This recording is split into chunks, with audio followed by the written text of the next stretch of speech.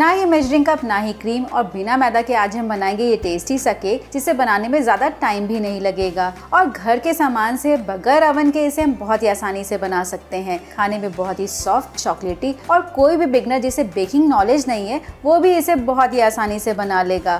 तो चलिए इसकी रेसिपी को चुटकी में बनाते हैं। तो इसे बनाने के लिए चलिए सबसे पहले आज हम लेते हैं बिस्किट। तो यहाँ पर मैंने हाइड एंड सीक बिस्किट लिया है जो कि 300 ग्राम है।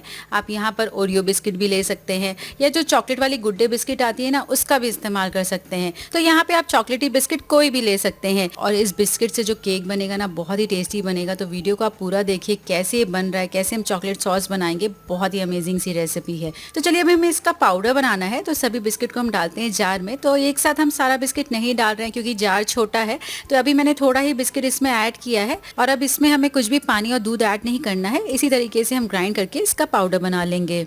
तो सभी बिस्किट को ग्राइंड करके इसका बिल्कुल फाइन पाउडर बना लिया, आप देख रहे हैं ना। और अब हमें इसका एक बहुत ही स्मूथ सा बैटर बनाना है। तो इसमें हम डालते हैं दूध। अब दूध यहाँ पे हमें एक साथ नहीं डालना है, थोड़ा थोड़ा करते हुए हम दूध डालेंगे। तो अभी मैंने हाफ कप दूध ही डाला है और बिल्कुल अच्छे से इस तरीके से मिक्स कर लेते हैं। तो जैसे ही दूध डालेंगे वैसे ही जो बिस्किट है सारा दूध अब्जॉर्व कर लेगी। और आप यहाँ पे देख रहे हैं ना, थोड़े बहुत लम्स है, तो ये बाद में बिल्कुल अच्छे से ठीक हो जाएगा। जैसे जैसे हम मिक्स करते जाएंगे, दूध डालते जाएंगे, वैसे ये लम्स खत्म हो जाएंगे।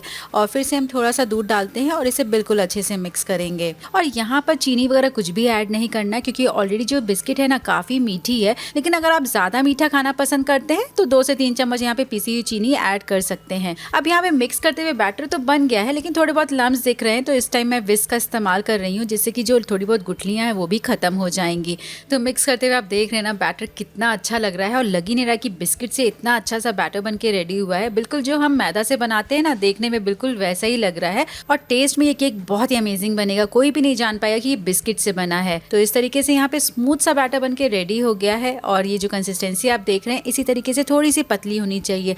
बहुत थिक हमें बैटर नहीं बनाना है, नहीं तो जो हमारा केक है ना काफी डेंस बनेगा। अब चलिए इसमें हम डालते हैं बेकिंग पाउडर। तो यहाँ पे 1 चम्मच बेकिंग पाउडर डाल रहे हैं और इसे बिल्कुल अच्छे से मिक्स करेंगे। तो जैसे ही हम बेकिंग पाउडर डालेंगे ना, वैसे ही हमारा जो बैटर है थोड़ा सा फ्लफी होता जाएगा। अब यहाँ पे एक बात और ध्यान देना है कि हमें बेकिंग सोडा नहीं ऐड करना है, क्योंकि बेकिंग सोडा के लिए हमें कुछ भी खट्टी चीज डालनी पड़ती है, जैसे नींबू या दही, जो कि हम यहाँ पे नहीं ऐड कर रहे हैं। तभी बेकिंग सोडा एक्टिवेट होता है। तो इस स्टेज पे हमें बेकिंग पाउडर या फिर आप यहाँ पर इनो का भी इस्तेमाल कर सकते हैं।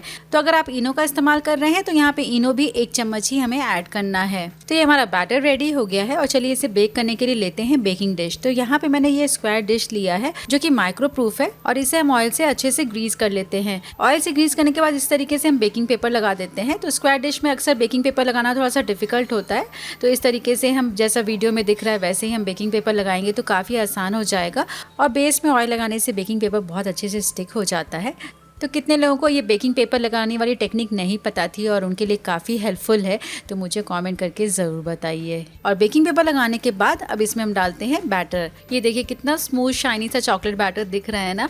यहाँ पे मैंने माइक्रोप्रूफ बेकिंग डिश लिया है। आप कोई भी एल्यूमिनियम या स्टील का कंटेनर भी ले सकते हैं। और इस तरीके से बैटर को टैप कर लेते हैं जिससे कि ये इवनली स्प्रेड हो जाएगा।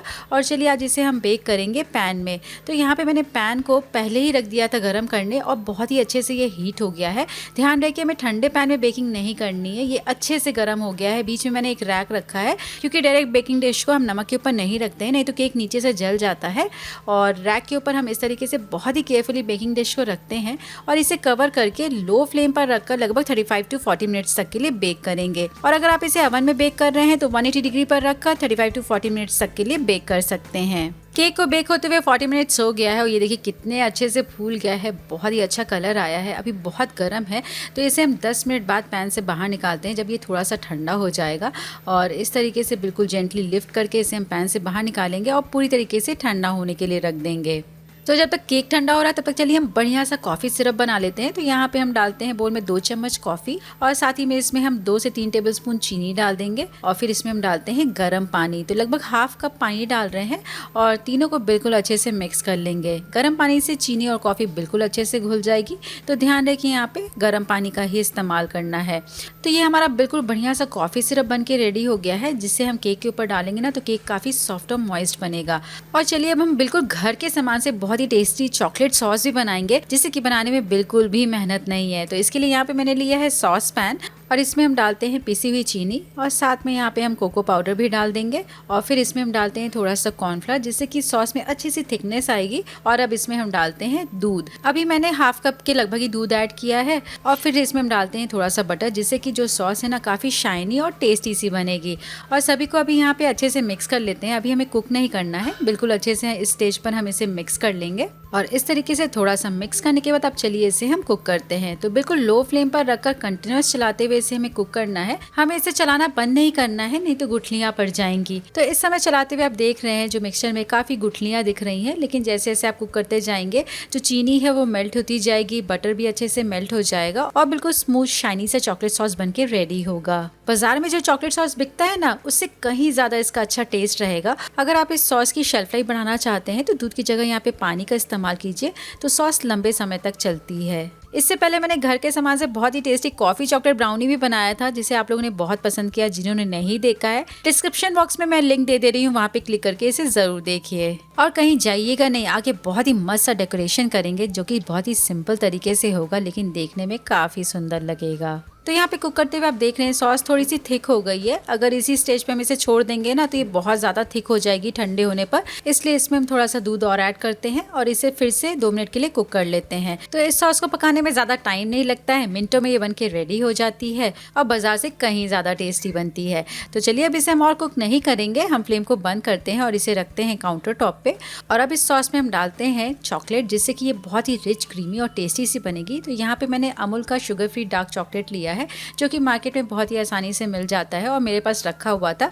अगर आपके पास ये नहीं है ना तो आप इसकी जगह डेयरी मिल्क चॉकलेट का भी इस्तेमाल कर सकते हैं या फिर जो भी चॉकलेट आप खाना पसंद करते हैं वो भी ले सकते हैं। तो बस ये छोटा वाला पैक लगभग 40-50 ग्राम्स का है, इसी का मैं इस्तेमाल कर रही हूँ और इसे मैं डालती हूँ गर्मा गर्म चॉकलेट सॉस में। क्योंकि सॉस यहाँ पे गर्म है इसलिए चॉकलेट आसानी से मेल्ट हो जाएगी। तो इसी स्टेज पे हमें इसे ऐड करना है, बहुत ज्यादा कुक करने की जरूरत नहीं होती है। सिंपली स्टेज पे चॉकलेट को डालकर बिल्कुल अच्छे से मिक्स कर लेते हैं। अगर यहाँ पे आपकी सॉस ज्यादा ठंडी हो गई है, चॉकलेट मेल्ट नहीं हो रही है, तो इसे गैस के ऊपर रखकर बिल्कुल लो फ्लेम पर 2 मिनट के लिए कुक कर लीजिए जब तक कि चॉकलेट अच्छे से मेल्ट ना हो जाए। बहुत हाई फ्लेम पर रखकर नहीं कुक करना है, नहीं तो चॉकलेट जल जाती है। तो ये देखिए बिल्कुल अच्छे से चॉकलेट मेल्ट हो गई है, काफी शाइनी ग्लॉसी सा टेक्सचर आया है और लकी नहीं रहा कि घर में इतने सिंपल तरीके से ये चॉकलेट सॉस बन जाती है।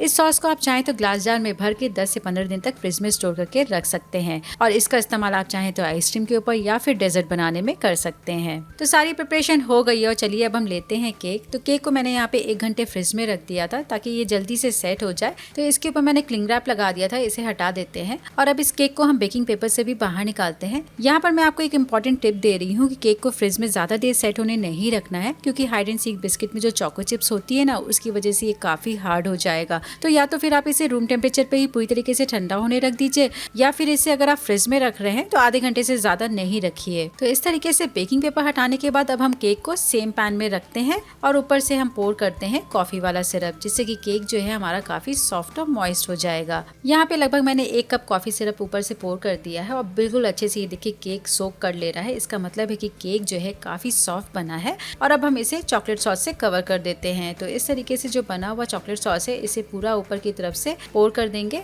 और केक को चारों ओर से इसे कवर कर देंगे। सॉस को पोर करते समय ये ध्यान रखना है कि सॉस गर्म ही होनी चाहिए, ठंडा सॉस नहीं पोर करना है, क्योंकि ठंडा होने के बाद ये काफ़ी थिक हो जाता है। तो इस तरीके से गर्म सॉस ही हम केक के ऊपर पोर कर रहे हैं और बिल्कुल अच्छे से टैप कर लेते हैं जिससे कि सॉस इवनली स्प्रेड हो जाएगी। तो चॉकलेट सॉस को स्प्रेड करने के बाद अब इसे हम फ्रिज में 1 घंटे के लिए सेट होने रख देंगे। उसके बाद हम इसे कट करेंगे। तो 1 घंटा हो गया चॉकलेट केक को सेट होते हुए और इसके ऊपर अब हम डिज़ाइन बना रहे हैं। तो यहाँ पे मेरे पास चॉकलेट क्रीम बची हुई थी जिसका इस्तेमाल मैं कर रही हूँ। आप चाहें तो यहाँ पे व्हाइट चॉकलेट या फिर प्लेन व्हिप्ड क्रीम का भी इस्तेमाल कर सकते हैं या फिर डेकोरेशन आप जो चाहते हैं वैसा कर सकते हैं, लेकिन मैं इस तरीके से केक को डेकोरेट कर रही हूँ जिससे कि देखने में काफ़ी अच्छा लगेगा।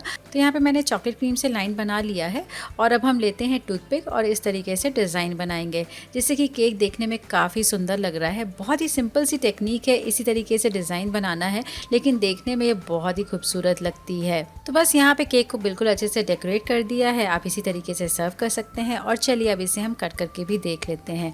तो कट करने से ही लग रहा है आपको कितना सॉफ्ट मॉइस्ट केक है। कॉफ़ी का बहुत ही अच्छा फ्लेवर है, ऊपर से घर में बना हुआ चॉकलेट सॉस है और खाने में बहुत ही अमेजिंग है। तो इस तरीके से कट करने के बाद ये देखिए कितना सुंदर लग रहा है केक, और घर में कितनी आसानी से बन गया है। ना ही मैदा, ना ही कंडेंस मिल्क, ना ही क्रीम, किसी भी चीज की जरूरत नहीं है। सिर्फ सिंपल घर के सामान से आप इसे इजीली बना सकते हैं, और इसे बनाने के लिए ना ही मेजरिंग कप, ना ही कोई बेकिंग नॉलेज की जरूरत है। कोई भी इसे आसानी से बना सकता है। तो अगर आपको ये रेसिपी अच्छी लगी है तो वीडियो को लाइक और कमेंट जरूर कीजिए, और फैमिली और फ्रेंड्स के साथ जरूर शेयर कीजिए, जिससे मेरे वीडियोस ज्यादा से ज्यादा लोगों तक पहुंचे, और चैनल को सब्सक्राइब करना ना भूलें। इससे पहले मैंने बहुत ही टेस्टी ओरियो केक बनाया था बिल्कुल सिंपल तरीके से, तो इसकी रेसिपी को आप यहाँ पे क्लिक करके जरूर देखिए।